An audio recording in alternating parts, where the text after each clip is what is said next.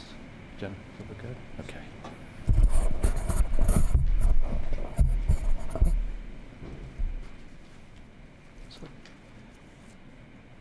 Do we have balance on both sides?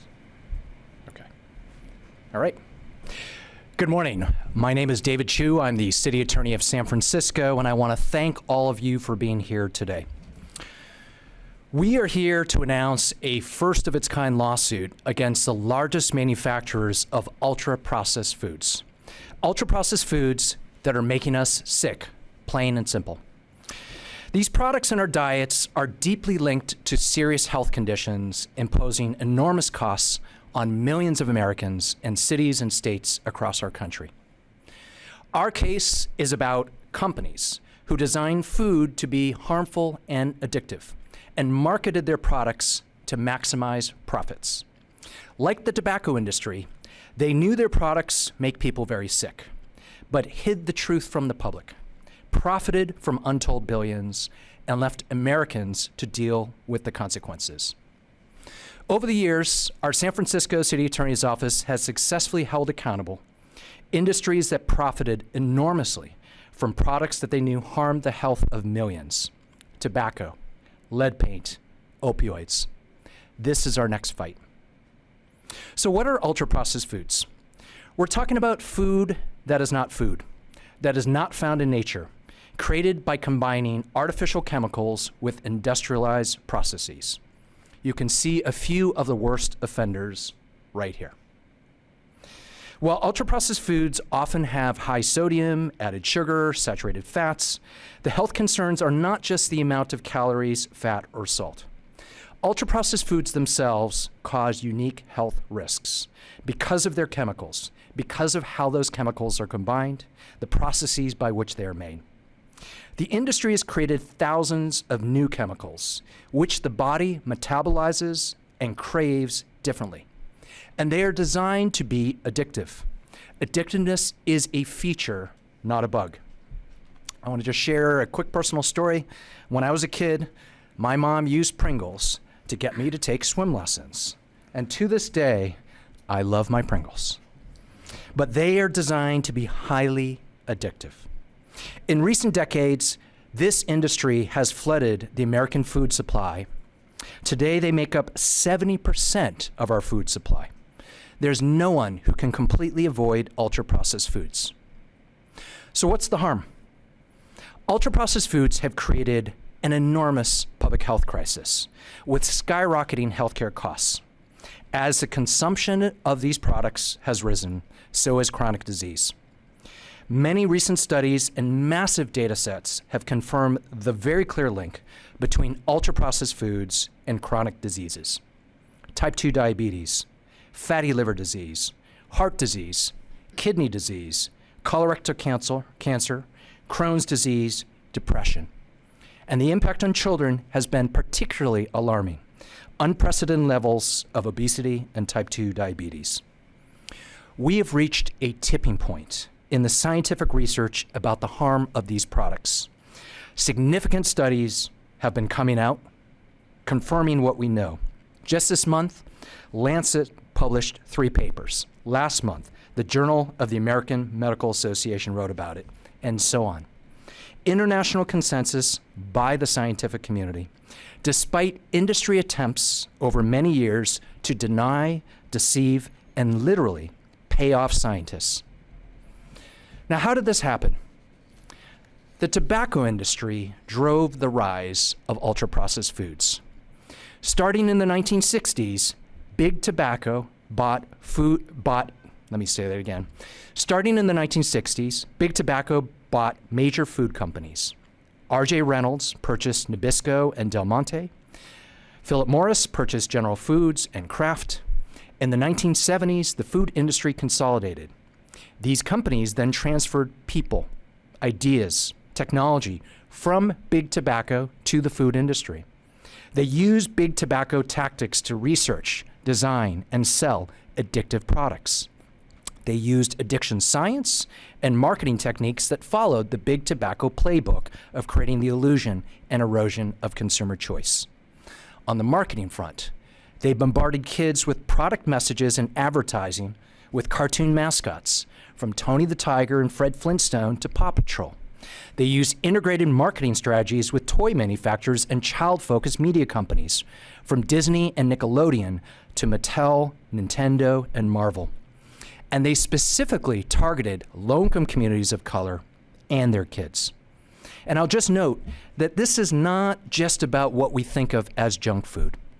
Many ultra-processed foods don't seem unhealthy, but they're falsely marketed as healthy. The most damning aspect of all this is, like the tobacco and opioid industries, the ultra-processed food industry had actual knowledge that their products caused harm. In 1999, as is laid out in our complaint, the CEOs of the largest U.S. food companies met. Pillsbury Kraft executives warned industry leaders that these ultra-processed foods had gone too far. They predicted devastating public health consequences, health conditions that would cost our country $100 billion a year, a public health toll that would rival tobacco. Those warnings were ignored. Just last week before Thanksgiving, the public learned that a Campbell's Soup executive was caught on a recording in an hours-long rant describing their products as highly processed food for poor people. I suggest you listen to it. These companies know their products are harming people, but they continue to design, market, and profit off them, particularly at the expense of our kids. So our lawsuit. The companies we are suing today include Kraft Heinz, Mondelez, Post Holdings, Coca-Cola, Pepsi, General Mills, Nestle USA, Kellogg, Mars Incorporated, and ConAgra Brands. We are seeking to hold these companies accountable for their unfair and deceptive practices, for violating California's unfair competition law and public nuisance laws. We're seeking to enjoin deceptive marketing and to obtain restitution and civil penalties to recover the enormous costs borne by governments, public health costs that stem from chronic diseases due to ultra-processed foods. Our reliance on ultra-processed foods is decades in the makings. While we are not going to be able to reverse that overnight, this lawsuit should be the beginning of how we ensure accountability. We have a number of speakers today, and again, I'm just very appreciative of all the folks that have come together on this topic. I'd like to introduce from the San Francisco Board of Supervisors, Supervisor Shimon Walton, who has been a leader in our public health space. He has led bold policies to stop large industries from preying on our communities, particularly communities of color, with their harmful products. Supervisor. Thank you, City Attorney Chiu, and again, good morning to everyone, and thank you so much to our medical professionals who are here. I want to appreciate City Attorney Chiu and his office for bringing suit. As you know, we have to do everything we can to, one, protect our communities and fight the deception of big corporations who intend harm, particularly on our most vulnerable communities. And we know that our communities have lived with the consequences of ultra-processed foods, as well as other attacks for too long. These products have shaped diets in ways that fuel chronic disease and place the heaviest burden on working families, low-income neighborhoods, and communities of color. When an industry prioritizes profit over public health, government has a responsibility to step in, demand transparency, and to protect its residents from harm. If we want a food system that puts people first, we have to start with our own house. City departments serve food every single day in shelters, jails, youth programs, long-term care, and community-based services. That means thousands of San Franciscans rely on us for meals that should promote health and dignity, not contribute to the very conditions that we are trying to eliminate. Today, we will introduce a resolution at the Board of Supervisors meeting that is about understanding where ultra-processed foods show up in our system so we can lead with integrity. San Francisco cannot call for accountability from corporations while ignoring the impacts of the foods that we distribute. Addressing this harm at its source begins with city government modeling the standards we want to see across the country. This is how we advance health, equity, protect families, and ensure San Francisco is leading by example. Again, I want to thank our City Attorney, David Chiu, for his leadership and for taking bold action to hold this industry accountable. His work in this fight makes it clear that San Francisco will not sit by while corporations profit from products that harm our residents. This effort creates the foundation for stronger public health protections statewide, and it reinforces why it is so important for the city to examine our own practices. I look forward to working with the city attorney as we move forward in this fight to protect our communities, and just again want to thank you all for being here today. Thank you. Thank you, Supervisor Walton, for your partnership in this work. San Francisco has led when it comes to moving forward on public health issues, and I want to bring up as our next speaker our city's Director of Public Health, Dan Tsai, who previously led our nation's Medicaid program at the Centers for Medicare and Medicaid Services in Washington, and he is super familiar with the costs of the health impacts caused by ultra-processed foods to local, state, and federal government.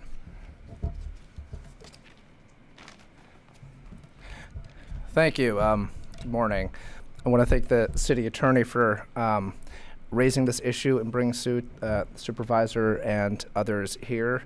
The reason why this is so important to us at the Department of Public Health here in San Francisco is because our core mission and vision is to make sure that San Francisco is the healthiest place on earth, not just for some people, but for all people. And what the data show us are that the leading causes of mortality in the city are heart disease, even more than overdose in some cases, heart disease, diabetes, and other related chronic diseases. The impact, the mortality of those diseases are also disproportionately felt within communities of color. The average life expectancy in San Francisco today is 82 years. The average life expectancy for Black and Black African Americans in the city is 66 years. That is unacceptable.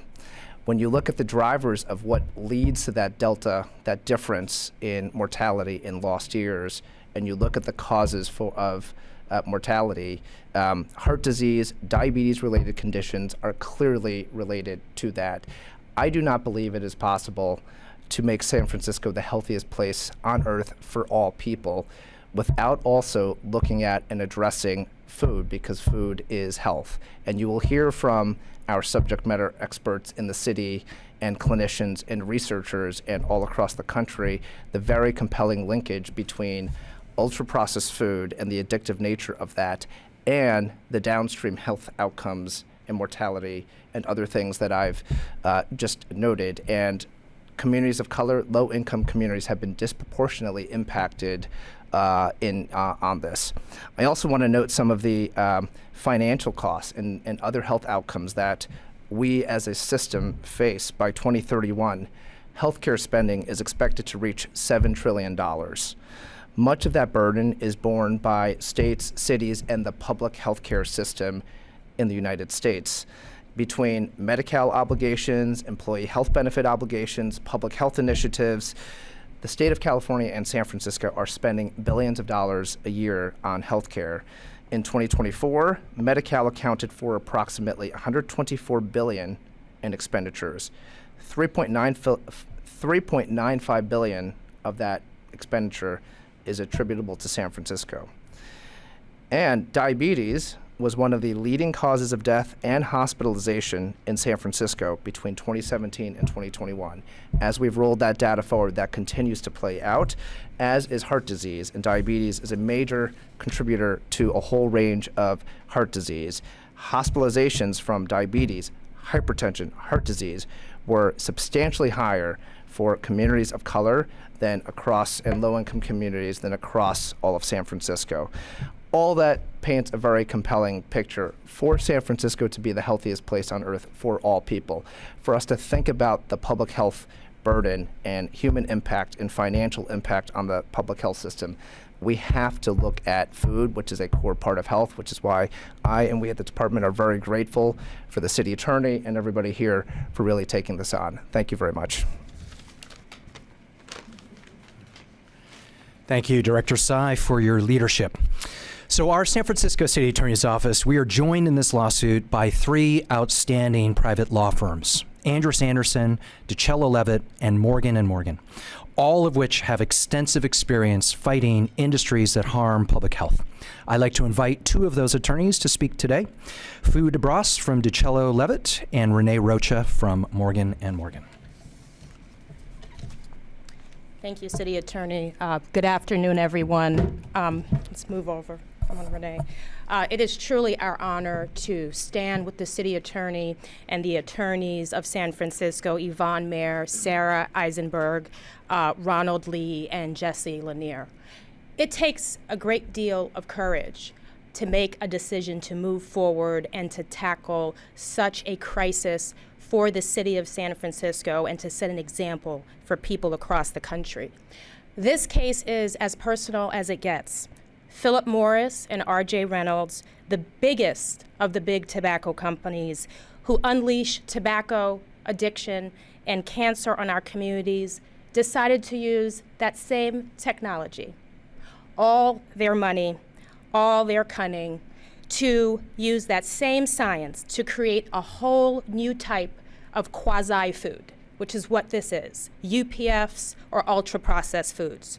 Without your knowledge and secretly, tobacco has hijacked our food system for decades. During this time, they've used psychological and marketing techniques that they developed for marketing and selling cigarettes to make and sell UPFs to the citizens of San Francisco with a specific eye to selling UPFs to children. Big Tobacco, now acting as Big Food, did all of this with the sole focus of making UPFs a staple of the American diet, despite their own absolute knowledge of the real health and societal damages that UPFs cause. Their sole focus, to make money. But they did that by knowingly placing the health of the people of San Francisco and the health of Americans at severe risk. We've all gone to the supermarket believing that we are buying food in the manner that we've understood food to be for thousands of years, but actually we've been unknowingly purchasing UPFs. We reasonably relied on gross misrepresentations and lies by the defendants that UPFs were food and that they were convenient, and in many cases that they were healthy.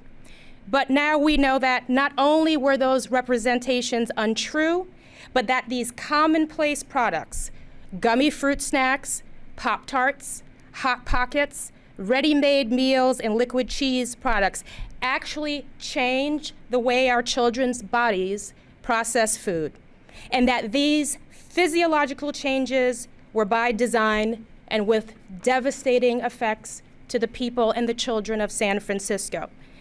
As you will hear shortly, my co-counsel Renee Rocha will provide additional context as it relates to UPFs, but we are very grateful to stand with the city attorney and the people of San Francisco in taking a historical stand in a historical case that will change the future of our children and grandchildren. Thank you. Thank you. Even though they're everywhere now, UPF have not been around for very long. They are new and alien to our bodies, and the science is undeniable. Ultra-processed food causes type 2 diabetes in kids. That disease never existed in children prior to the invention of ultra-processed foods. Ultra-processed foods are driving the obesity crisis in San Francisco, California, and the United States. And they're driving cardiovascular diseases and early death. As we allege in our complaint, the defendants here, including food companies that were owned by the tobacco companies like Kraft Heinz, Mondelez, Post Holdings, knowingly created dangerous and addictive products. We also allege that they have persistently hidden the truth and lied about the effect of these products. They have caused a public nuisance and a public health crisis in San Francisco and beyond. And today, the city of San Francisco and the sovereign people of California stand up and say, enough. It's time for accountability and justice. and time to create a brighter future for our children, one with food that nurtures instead of harms. Today marks a major milestone in the history of public health, and we are confident that San Francisco and the people of California can help guide us into a new and better era. We appreciate their courage and are honored to be working on their behalf. Thank you. Thank you. Our final speaker today comes from the medical establishment. San Francisco, we follow the facts, we follow the science, and we certainly listen to our doctors. We have a number of pillars from our medical community here, and I want to thank Dr. Sarita Senpathy, who's an internist, Dr. John Ma, who's a surgeon, and I'd like to bring up Dr. Kim Gruel-Green, who is an associate clinical professor at UCSF, to discuss the harms of these products that she has seen throughout her career as a physician.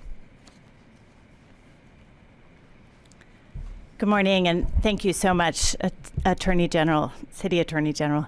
My name is Dr. Kim Newell-Green. I'm the past president of the San Francisco Marin Medical Society and a trustee of the California Medical Association.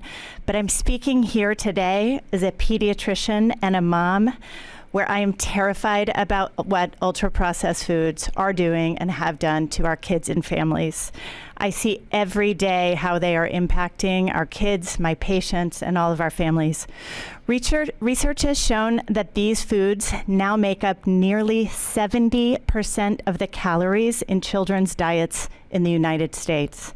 That means that most of what our kids eat does not resemble nutrient-rich foods like fruits, vegetables, and lean proteins, which are essential for growth and brain development. Adults consume more than 50% of their calories in these UPFs. Mounting research, as you've heard, increasingly links these ultra-processed foods to severe diseases. We've heard about obesity, type 2 diabetes, and cardiovascular disease. And even mental health and cognitive function are impacted in conditions like depression and ADHD. I have seen the unrelenting rise of these conditions in younger and younger children in my practice. I fight this every day in my household, and I am losing because these foods are so exciting and addictive to our kids. And this is not just a matter of me asking my kids and patients to make healthier personal choices. Aggressive marketing, low cost, and easy availability make ultra-processed foods the default option for many families, especially those in underserved and underrepresented communities. The consequences are profound: higher rates of chronic diseases, poorer academic performance, and long-term health costs for our city, our state, and our country. We must act, and I'm so grateful to be here standing aside this group. Like the successes of litigation against big tobacco and big soda, today's lawsuit is an important step towards holding food companies accountable for profiting for products that put our health at risk. Let's stop these companies from poisoning our children and our family. Thank you. Thank you, Doctor. As we conclude and happy to open up for questions, I want to just take a moment and thank the incredible professionals in my office for their work. That includes Jesse Lanier, Ron Lee, Sarah Eisenberg, Yvonne Marais, and others. And I just noticed I've forgotten that someone had left my favorite can of Pringles underneath this, just on a random shelf. But as I mentioned before, when I was growing up, my mother used to bribe me with Pringles to get me into the pool to take the swim lessons. I still crave them to this day, but just in recent months, I've learned about the specific harms of just this product alone that has been written about. So with that, if anyone wants some, you can take them off my hands. We're happy to answer any questions.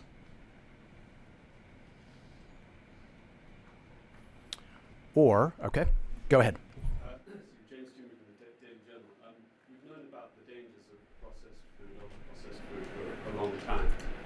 Why are you bringing this lawsuit now? So a couple reasons. First and foremost, the science has really tipped here.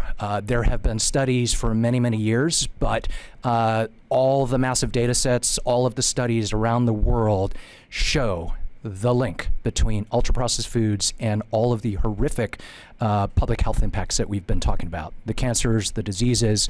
It's almost every month that we are hearing from another reputable medical journal about this link. There are now many of these studies. The data is irrefutable.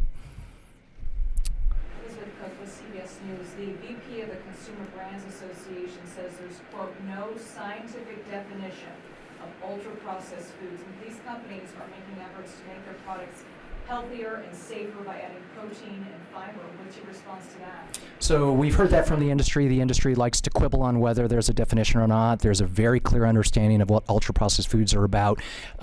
We're going to get into that in this lawsuit, but what we know is that there is an entire category of foods that represent 70% of the American food supply that is making the public sick, and that is what this is about.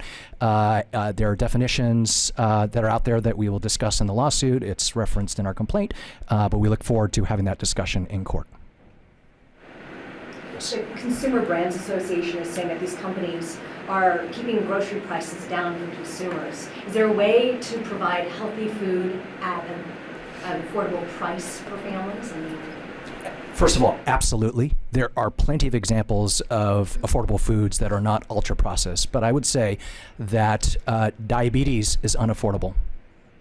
Heart disease is unaffordable. Obesity is unaffordable.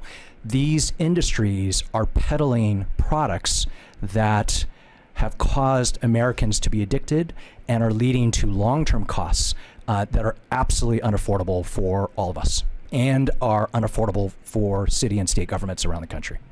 I don't know if anyone else wants to add anything to that.